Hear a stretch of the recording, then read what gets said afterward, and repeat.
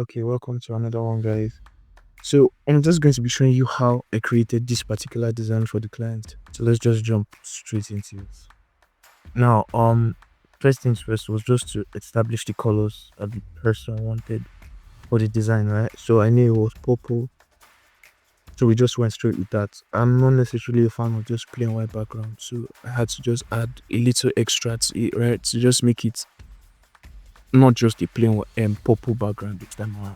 Now the client didn't have a logo, and I was not ready to do that, or that was not part of the agreement anyway. So the plan was just to make a typography version of it that was memorable, at least so people can see it and remember, and it makes a lot of sense. So in future we'll probably work on a logo. What I'm doing here is just laying out the frames where I'm going to add into. So for a brand like this, we're just the thing I'm trying to showcase is the services they're doing and the quality of work that they have. So my decision was to find three of the best work that we can show. I didn't Three was so small in my opinion to have in the design, right? But six would make a lot of sense. But if all six of them were the same in size, that would be very difficult to pass the message we're trying to pass across. So I felt okay, let's have three big ones showing the best of the best, and then three smaller ones. So that way we can utilize the space that we have very efficiently. So what I'm just doing here is just making adjustments to the shape of the rectangle so that they just look like the way I want them to look. So next thing is just adding the elements into design as I would want them. So laying emphasis on certain types of services to ensure that okay, those ones stand out more than the rest, right? So the next thing I'm about to do now is something that not so many people do, but I found that that's what elevates the work, right? So there's something in design principle that we refer to as rhythm, right, or repetition, in the sense that there's kind of a similarity in the flow of how elements in the design are, right? And one of the reasons I personally like to achieve that when I'm working with images is balancing out the colors that they look like, even though all of these images are taken from different places, they all look like they belong. I feel like so many people make this mistake where they just pick assets from everywhere on the internet and just dump them in the same design. And then it starts to look like, oh, the background makes a lot of sense, right?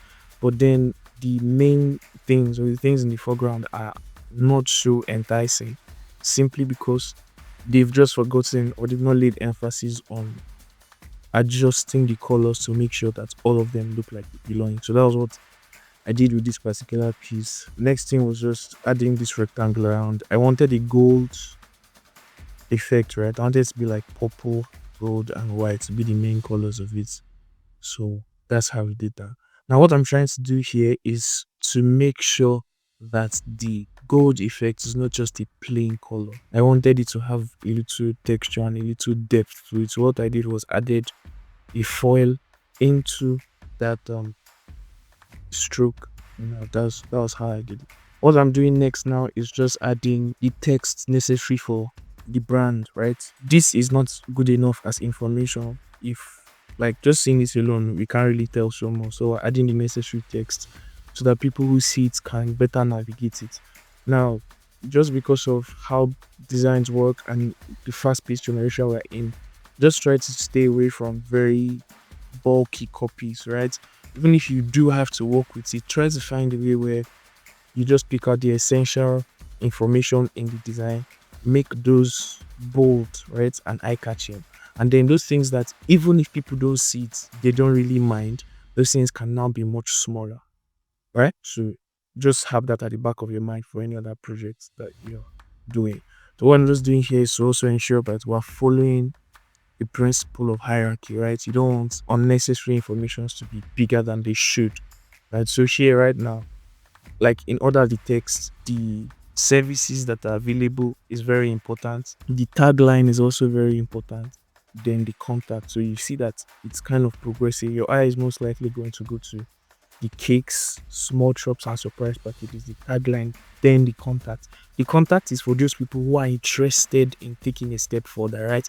So that should not be like the first thing. As much as it's important, it is for those people who are ready to commit, not for everybody. So we're just going to make sure that the rest of the design will get them to the point where they want to commit. We're not just trying to sell, right? while also trying to communicate the value that we have available for these people to see. So that's the end of this particular one. If you found this helpful, just let me know. We'll see you in the next video.